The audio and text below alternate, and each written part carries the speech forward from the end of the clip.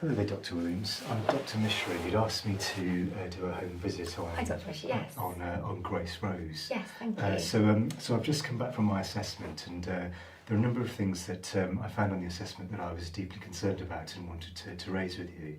Right. So she's a 78-year-old lady, Mm-hmm. as you know, and she was referred to us for concerns raised by the GP about increasing agitation. Yes. And so when I went to the home, I was immediately struck by the smell of urine that was coming from Mrs. Rose, and also the fact that she had evidence of bruising on various parts of her body, all at various stages of healing, including the jaw. Mm. I'd asked her in front of her husband how these injuries came to be, and she said that she'd fallen down the stairs. So I was concerned that that story really didn't mar up with the injuries that she was presenting with. No. Her husband, who was quite abrupt with Mrs. Rose during the assessment and irritable, wasn't also able to give me any clear understanding as to how these injuries came about, and had said he was out of the house at the time. He'd also did say that he'd been extremely burnt out with looking after his wife, Right. and said that he'd basically been looking after her for 14 days in a row without a break, and felt quite isolated.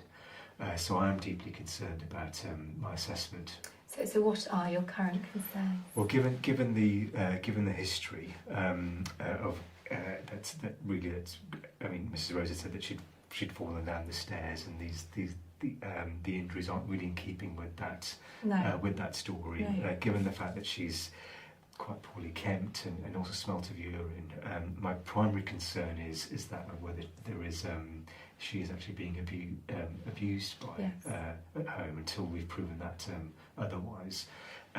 Given the fact that she does smell of urine and has been agitated, there may also be the presence of a UTI, which we'd need to treat her for. But my primary concern is that we need to rule out her being abused at this stage.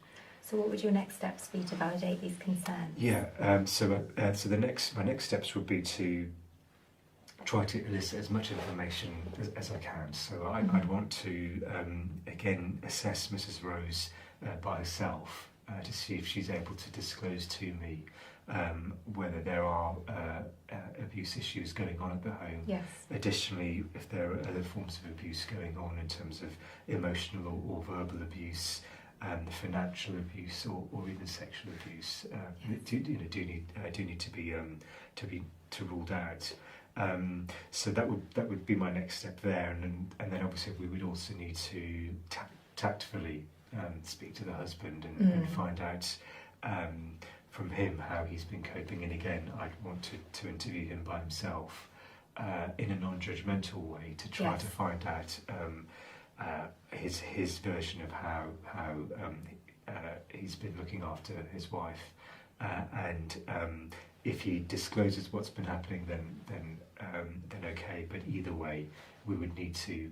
This is something that we would need to inform the duty social work about. Yeah. So an assessment can be made about safeguarding her, and looking at moving her to a place of safety, whilst a full investigation can be found out to plan her ongoing management. And what support could you offer the patient in this scenario?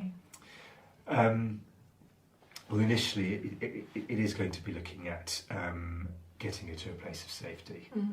So I'd want to get advice from duty social work to look at safeguarding really at this particular stage, and that would be my first priority. And how about supporting the husband? Yes. So I think with supporting the husband, the fact that there was evidence, obviously, of marked carer's stress, and that he said that he'd been looking after her for 14 days in a row with no break. So we would need to find out how that's come to be from the history. They do have a son, but he is only visiting periodically. So they do have he is the sole carer for his wife. I would need to again speak to the husband and also look at doing a carers assessment, Mm-hmm. and then also look at ways that we could support him, whether that be through respite care or having other carers come in to help support him look after his wife. Yeah. So if we do think this is a case of carers abuse, what do you think the contributing factors are? Well, certainly the fact that they've been isolated. Yes, you mentioned. And that the fact there's been no other family members involved with looking after him, looking after Mrs. Rose. Other factors would be the fact that there is evidence of carer burnout, and also the fact that she's had no respite care for both her and for her husband. Yes. So those would be the risk factors in this case. I would agree. Yeah. Okay. So I will speak to duty social work now. Thank you. And then ask them to take the lead in terms of the next steps. But I'll also look at seeing if we can get her started on some antibiotics to rule out and to treat her UTI. Yes. But as I said, I think the primary issue is her safety and looking at managing the risk of abuse. Absolutely share your concerns. So thank you Okay. very much, Dr. Mishra.